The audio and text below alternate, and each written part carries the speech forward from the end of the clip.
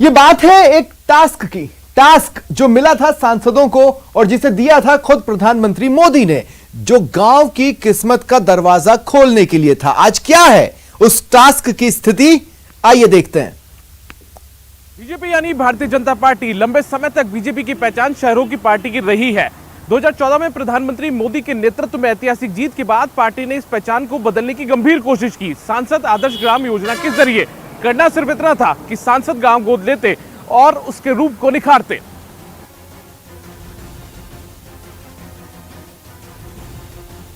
गांव यानी वो ठौर, वो ठिकाना जहां भारत बसता है, यानी आबादी की सबसे छोटी इकाई, जहां किसान रहता है और कहलाता है देश का अन्नदाता।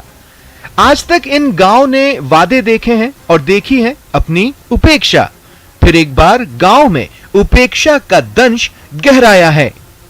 2014 में सांसदों को 2 गांव गोद लेने थे। 2019 में पीएम ने सांसदों से 5 गांव गोद लेने की अपील की, लेकिन वो सियासतदाही क्या जिन पर अनदेखी के आरोप न लगे। मरुद्रा के करीब 124 गांव आज भी इस इंतजार में है कि उनके अच्छे दिन आएंगे, पर उन्हें लाने वाला तो आ जाए।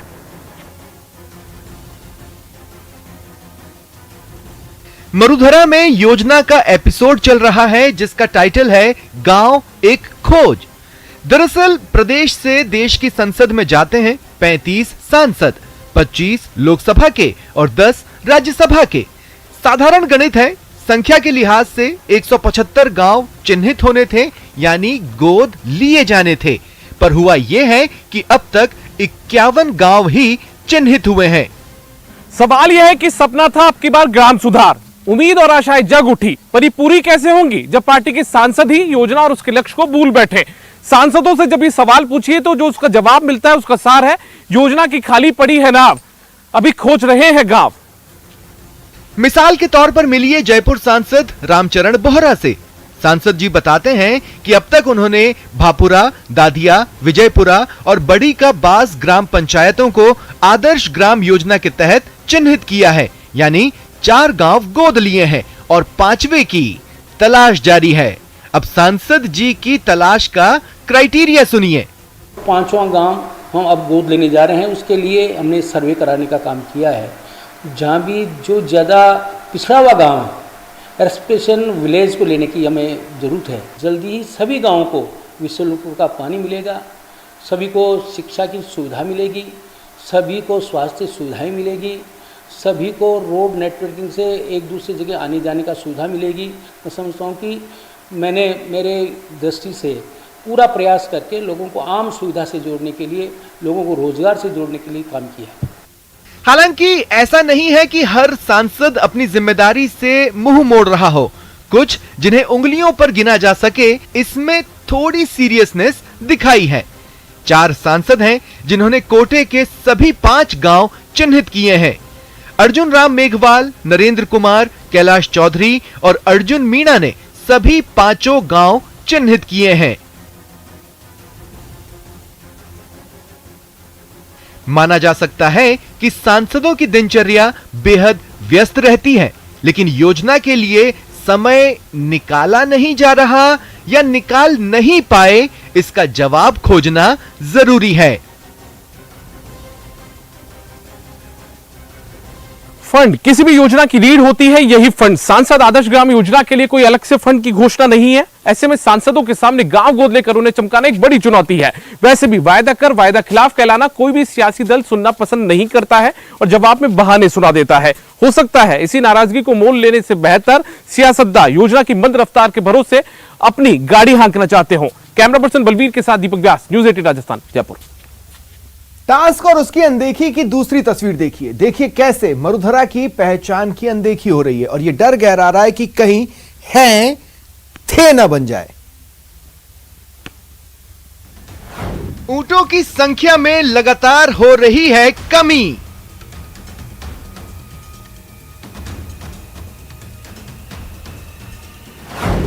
क्यों कम हो रहे हैं रेगिस्तान के जहाज?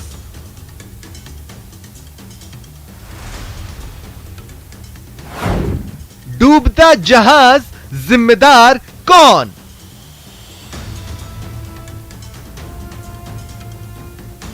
जब रोम जल रहा था तो नीरू बंसी बजा रहा था बात अगर मरूधरा के राजकीय पशु की करें तो प्रदेश में बंसी बजाने वालों की कमी नहीं है। राजस्थान का रेगिस्तान का जहाज डूब रहा है, लेकिन जिम्मेदार लोग बंसी बजाने में लगे हैं। 2014 में जिस ऊंट को राजकीय पशु का दर्जा मिला था, पिछले 10 सालों में उस ऊंट की संख्या में 35% की गिरावट आई है। वहीं ऊंट की उपयोगिताओं में भी लगातार कमी आ रही है, जिसके बाद से अब पशुपालकों ने भी ऊंट से मुंह मोड़ लिया है।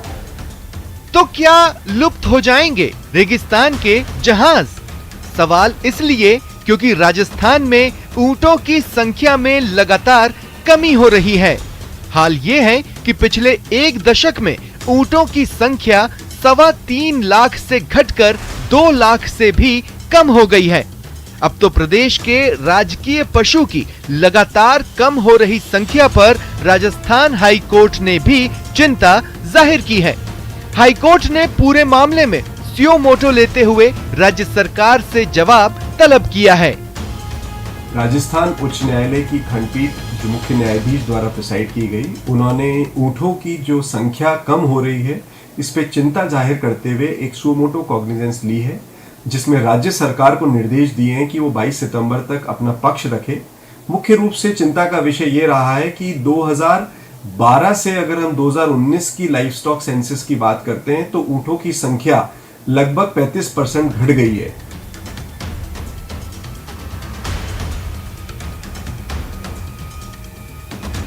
राजस्थान का जहाज कहे जाने वाले ऊंट की उपयोगिता क्या कम हुई? पशुपालकों ने इससे मुंह मोड़ना शुरू कर दिया।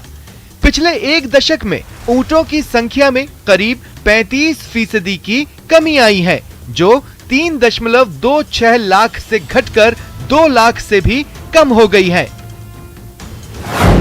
साल 1983 में करीब 7.5 लाख ऊंटों की संख्या थी, जो साल 2015 में 3.26 लाख हो गई। ऊंटों के संरक्षण के लिए कानून बनने के बाद साल 2019 में प्रदेश में रह गए मात्र 2.13 लाख ऊंट। साल 2021 में करीब 1.5 लाख ऊंट ही बचे हैं। कानून बनने के बाद लगातार ऊंटों की संख्या घट रही है। अरे एक टाइम में आज 20 साल पहला 20-25 साल पहला 50-200 ऊँट था। हमारे मुँह वाड़ हुआ बाज हो ऊँट था। हमारे पिताजी का 200 ऊँट था। सब जन भयो करना पड़े हो करना पड़े 50। एक जो सरकार ने कानून बनाया हुक्म अन हिसाब ऊँट खत्म हो गया, मेला बंद कर दिया। सरकार का हिसाब कोई शहर होनी हमारी मदद है कोनी और वो कानून रियो तो आज 5 साल फूटी आपने 2 साल तोड़ ही नहीं मरे। जब ऊंट को राजकीय पशु घोषित किया गया तो लगा मानो अब प्रदेश में ऊंटों के अच्छे दिन आएंगे, लेकिन ऊंटों के संरक्षण के लिए बनाए गए कानून के बाद से तो जैसे इसका अस्तित्व ही खतरे में पड़ गया। राजस्थान की आन बान शान, रेगिस्तान का जहाज और मरुधरा की पहचान। 2 लोगों की भीड़ है, एक जो इसके साथ फोटो खिंचवा रही है, दूसरा जो इसके लिए नीति निर्धारण कर रही है। सवाल यह है कि दोनों ही भीड़ फोटो खिंचाने के बाद अलग हो जाती हैं।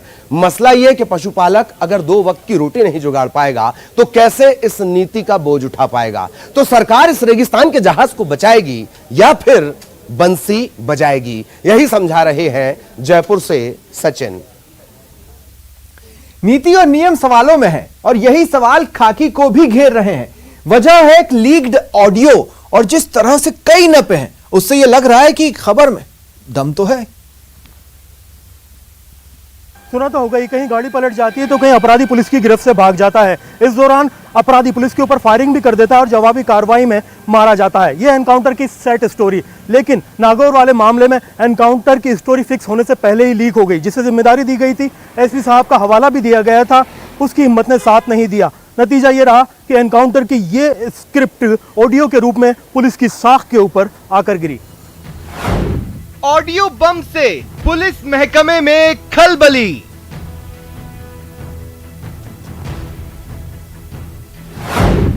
कई सस्पेंड, कईयों पर लटकी तलवार।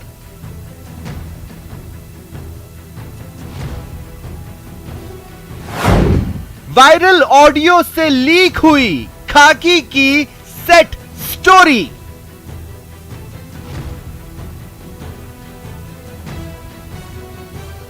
हेलो जी मैम, मैं तो ले रहा हूँ गोवा चढ़ा नहीं आटा फिर मैं तो पहली बात करी मैम ले रहा हूँ को फोन आवा फिर नहीं, इसके लिए एसपी साहब ने कहा था इसको के थाने पे लेके नहीं आना, कि इसको ले जाके उड़ा दो ढंग से। अच्छा बात तो सही, मैं नहीं कह देता, मैं तो ये कह देता हूँ ले रहा हूँ, मैं टाइम ले रहा हूँ, मैं तो आप निवेदन करिए पहले कोई काम है उनके। और ये ऑडियो जब वायरल हुआ तो सवाल सीधे सीधे पुलिस की साख पर उठे। पुलिस महकमे में हड़कंप मच गया। ऑडियो क्लिप में नागौर के तत्कालीन सदर एसएचओ अंजू कुमारी गणेश नाम के एक तस्कर को गिरफ्तार करने की जगह उड़ा देने की बात कह रही है और इसके पीछे एसपी का भी हवाला दे रही है। एक बार फिर सुनिए इनकाउंटर की सेट स्टोरी। हेलो जी मैम, मैं तो ले रहा हूँ गोवा चढ़ा नहीं आटा फिर मैं तो पहली बात करी मैम ले रहा हूँ को फोन आवा फिर नहीं, इसके लिए एसपी साहब ने कहा था इसको के थाने पे लेके नहीं आना, कि इसको ले जाके उड़ा दो ढंग से। अच्छा बात तो सही, मैं नहीं कह देता, मैं तो ये कह देता हूँ ले रहा हूँ, मैं टाइम ले रहा हूँ, मैं तो आप निवेदन करिए पहले कोई काम है उनके। अब जरा समझिए वायरल ऑडियो बम की पूरी कहानी। दरअसल इस कहानी में पुलिस है और एक तस्कर है, नाम है गणेश। लेकिन पुलिस गणेश को क्यों तलाश रही थी, पहले ये समझिए। तारीख 30 जुलाई 2021, जगह नागौर। नागौर पुलिस ने 30 जुलाई को गोपाल विश्नोई नाम के एक तस्कर को 305 ग्राम स्मैक के साथ गिरफ्तार किया। उसके पास से अवैध पिस्तौल और जिंदा कारतूस भी मिले। उस समय इस केस की जांच तत्कालीन एसएचओ अंजू कुमारी कर रही थी। पूछताछ में पता चला कि नागौर में नशे और अवैध पिस्टल की तस्करी के पीछे गणेश बेनीवाल नाम के तस्कर का हाथ है। पुलिस गणेश को अगिया बैताल की तरह तलाश कर रही थी। 13 अगस्त 2021 को पुलिस को गणेश का पता चल गया। पुलिस गणेश का पीछा कर रही थी, तभी गणेश ने पुलिस के ऊपर फायरिंग कर दी और पुलिस को चकमा देकर फरार होने में सफल हो गया। पुलिस ने कई टीमों का गठन किया और तभी तस्कर गणेश ने पुलिस के सदर थाना आसूचना अधिकारी भंवर बुर्री को संपर्क किया ताकि वो सरेंडर कर सके। जी मैम। क्या कह रहा था, फोन आया था संतोष का। वो आज ले रहा हूँ मैम, 1 घंटे पर मैम आए गणेश को ले रहा हूँ, फोन घंटे आधे घंटे फोन घंटे मैम आए। आवाज ही नहीं आ रही, क्या कह रहा है ढंग से बोल। गणेश आ गया, उसको लेके आ रहा हूँ आधे घंटे में आपके पास। लेके आ रहे हो उसके पास हो गया, आप तो बैठे हैं, झूठ बोल रहा है। तो मैं था झूठ क्या बोलूं, तो पूरी बात बताई, झूठ बोलना हम काम है कौन। तो तुम्हारे साथ है क्या वो? बिल्कुल देर आ रही हूँ, रास्ते में हूँ। ठीक है, किधर की कहाँ पहुँचा अभी, कितने टाइम लगेगी? आधे घंटे तक आऊँ। ठीक है, तो मैं फिर वो थाने जाऊँ क्या? बिल्कुल बिल्कुल थाना आ जाओ, या खाना वाना खा नहीं खाया खाना खा रहा मैं आऊंगा। भंवर बुर्री गणेश को लेकर थाने आ रहा था, लेकिन इसी बीच क्यूआरटी टीम ने रास्ते में ही गणेश को घेर लिया। तैयारी तो गणेश के इनकाउंटर की थी, लेकिन इनकाउंटर तो नहीं हुआ, हुई तो गणेश की गिरफ्तारी। हाँ सर। हेलो जैन, हो गई थी बात उनसे, तो मिल लेना, तो जाके सारी चीज बता देना। अभी उस तरह से हुई थी। और एक काम कर देना, मैं जल्दी के दिन और दे देना लेकिन मैं हाँ यार, वो एक चीज कह रहे थे यार, फायरिंग वाली चीज मेरे इज्जत नहीं रही है कि फायरिंग की चीज यहाँ इस जगह पे होती है। फायरिंग कौन है? फायरिंग में कौन है? झूठ बोले हैं? फायरिंग करा मैं रात तान मना करी, फायरिंग बहुत मही के। अच्छा, तो वही तो बात है। अखबार में तो गलत आई है। क्या गया अखबार में? तो आई है पुलिस पर फायरिंग कर भागने वाले तस्कर को छिपाने और शरण देने के मामले में एक आश्वासन अधिकारी की विसंदिग्ध गोविंद सामने आई है। हाँ, वो भी बताए थे मेरे को डिप्टी साहब भी। किसी ने कहा ही है उनको, पत्रकार को, इस तरह से छापा है। ऑडियो वायरल होने के बाद में पुलिस ने भले ही सदर एसएचओ अंजू कुमारी को सस्पेंड कर दिया हो, कांस्टेबल भंवर बुर्री पर भी सस्पेंशन की गाज गिरी हो, लेकिन अभी भी कई पुलिस अधिकारी इस ऑडियो बम की चपेट में आ सकते हैं, क्योंकि विजिलेंस की टीम जांच में जुट गई है। तस्कर गणेश से लेकर के इस ऑडियो कांड से जुड़े हर शख्स से पूछताछ की जा रही है। नागौर से महेंद्र और कैमरा पर्सन अविनाश शर्मा के साथ में अरबाज अहमद, न्यूज़ 18 राजस्थान। और अब एक ऐसा मामला जिसमें सवाल खाकी पर उठ रहे हैं और भरोसा दोस्ती पर से उठ गया है। एक लंगोटिया यार पेशे से पत्रकार,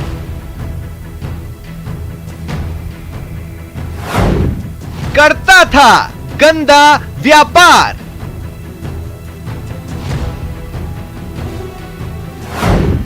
वो यार निकला गद्दार। उन्हें तो अपनों ने लूटा, चोरों में कहां दम था, उनकी कार चुरा ले गया वो जिस पर भरोसे में दम था। वो अपना जो बचपन का था दोस्त, लेकिन किसे पता था वो दोस्त आस्तीन में दुब का सांप यानी दगाबाज निकलेगा। नहीं आ रहा क्या है, बचपन का दोस्त था, क्लासमेट था स्कूल में। रमेश चंचलानी शौक में है, फ्रेंड फ्रॉड कर जाएगा नहीं जानते थे, आखिर बचपन का दोस्त जो ठहरा पत्रकार भी था, लच्छेदार भाषा बोलता था, बड़ी बड़ी बातें करता था, हालात बदलने की, इलाके की तस्वीर बदलने की, एथिक्स की।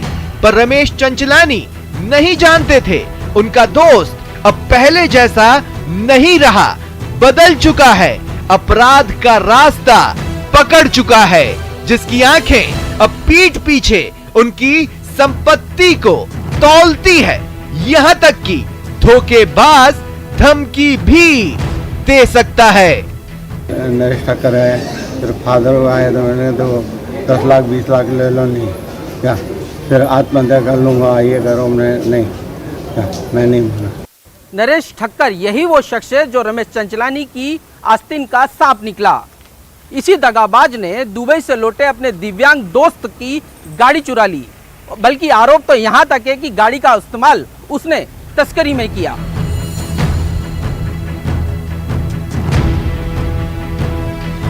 रमेश चंचलानी ने मामला दर्ज कराया, लेकिन पुलिस उनकी समस्या के समाधान के लिए फुर्सत नहीं निकाल पाई।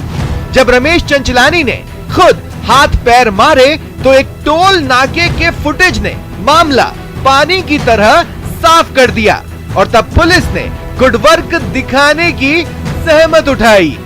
ये जो कार है ये 19 तारीख को सिंहपुर टोल और जो मावली टोल होते हुए आगे गई है, उस समय नरेश ठक्कर नामक व्यक्ति इस कार को लेकर गया है। तो ये स्पष्ट हुआ कि नरेश ठक्कर द्वारा ये कार चुराई गई तथा अपने कब्जे में रखी थी, आगे ले जाकर इसने कार को कहीं छिपाया या किसी को दिया।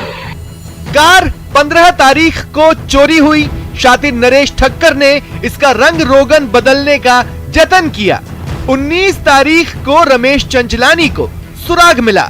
अब पुलिस ये पता लगाने की कोशिश कर रही है कि आखिर 4 दिन कार का रमेश ठक्कर ने क्या इस्तेमाल किया, वो किस आधार पर दोस्त से ये सौदेबाजी कर रहा था कि कार नशा तस्करों को बेची है, पैसा लेकर मामला वापस ले लो।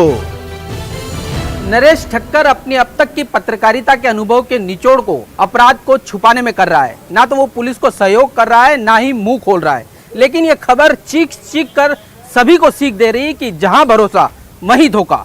चित्तौड़गढ़ से सहयोगी सुभाष बैरागी और कैमरा पर्सन दिलीप चेची के साथ सौरभ गृहस्थी, न्यूज़ 18 राजस्थान, जयपुर।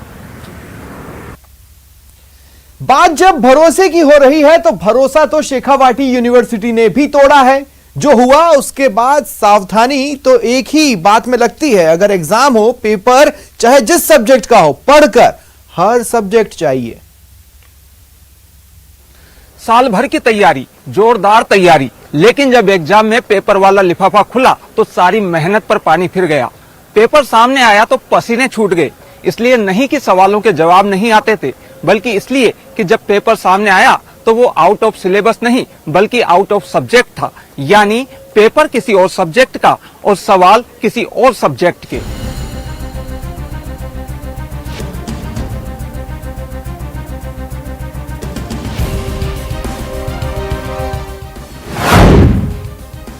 खुला लिफाफा, सामने आया गड़बड़ झाला।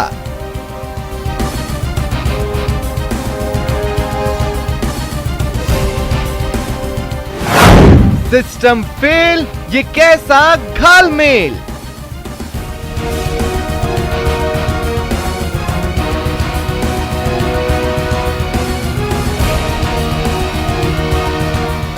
अजब है, गजब है, सिस्टम की पोल खोल है। लिफाफा खुला और सामने आया सिस्टम का घालमेल। एग्जाम किसी और सब्जेक्ट का और पेपर निकला किसी और का। कहीं कॉमर्स के पेपर की जगह गणित का पेपर सामने आया, तो कहीं एग्जाम तो बॉटनी का था लेकिन लिफाफे से निकला इतिहास का पेपर। हद तो तब हो गई जब एक दो नहीं, तीसरे दिन भी एग्जाम में गड़बड़ झाला चलता ही रहा। फिर से एग्जाम तो कॉमर्स की थी लेकिन पेपर निकला उर्दू का। और ये सब हुआ है शेखावाटी यूनिवर्सिटी के एग्जाम में। एमएससी जूलॉजी के पेपर और मैथ्स पेपर खोले गए तो वो ठीक थे, लेकिन जब बिजनेस एडमिनिस्ट्रेशन का पेपर खोला गया तो उसके अंदर भी जो एग्जामिनेशन मॉर्निंग में मैथ्स की थी उसी के पेपर निकले। यानी 20 पेपर उसके अंदर होने चाहिए थे बिजनेस एडमिनिस्ट्रेशन के लिए, और उनके स्थान पर 20 पेपर मैथमेटिक्स के निकले, बिजनेस एडमिनिस्ट्रेशन पेपर उसमें नहीं थे। एग्जाम में गड़बड़ झाला सामने आने के बाद फिलहाल शेखावाटी यूनिवर्सिटी ने परीक्षा स्थगित कर दी है। साथ ही पूरे मामले में जांच के आदेश भी दे दिए हैं। यहाँ से पेपर बन करके हम प्रेस के पास भेज देते हैं, तो ये पूरा का पूरा मामला है वो कॉन्फिडेंशियल है। और वहाँ से जब पेपर छप के आते हैं, जो पैकेट्स आते हैं वो सेंटर वाइज आते हैं, उस सेंटर वाइज पैकेट को हम सेंटर पर पहुँचा देते हैं। तो ये जो बीच की प्रक्रिया है, इसके अंदर यूनिवर्सिटी कहीं कोई किसी लिफाफे को ऊपर से ही देख सकती है कि कौन से सेंटर का है और उस सेंटर तक हम पहुंचा सकते हैं। बाकी यूनिवर्सिटी को ये पता नहीं रहता कि भाई इस लिफाफे के अंदर कौन सा पेपर है। अब वहाँ से सूचना ये आई है और हम जांच भी करवा रहे हैं उसकी, कि वो कह रहे हैं कि जो कोड था लिफाफे के ऊपर, वो कोड जो पेपर सुबह खुलना था उसी का था, लेकिन पेपर है उसके अंदर वो गलत निकली। एग्जाम में लगातार गड़बड़ झाला सामने आने के बाद में शेखावाटी यूनिवर्सिटी परीक्षा स्थगित कर चुकी है। साथ ही पूरे मामले में जांच के आदेश भी दिए जा चुके हैं, लेकिन दूसरे सब्जेक्ट के पेपर निकलने का गड़बड़ झाला जारी है। ये गड़बड़ झाला इसलिए भी गंभीर है क्योंकि अब कोरोना काल में छात्रों को दोबारा पेपर देने के लिए अपनी जान हथेली पर लेकर निकलना पड़ेगा, जो भारी पड़ सकता है। झुंझुनू से इम्तियाज भाटी और सीकर से संदीप कुमार के साथ दिनेश शर्मा, न्यूज 18 राजस्थान। तो देखा आपने, खबर में दम है। फिलहाल इतना ही, दीजिए इजाजत, नमस्कार।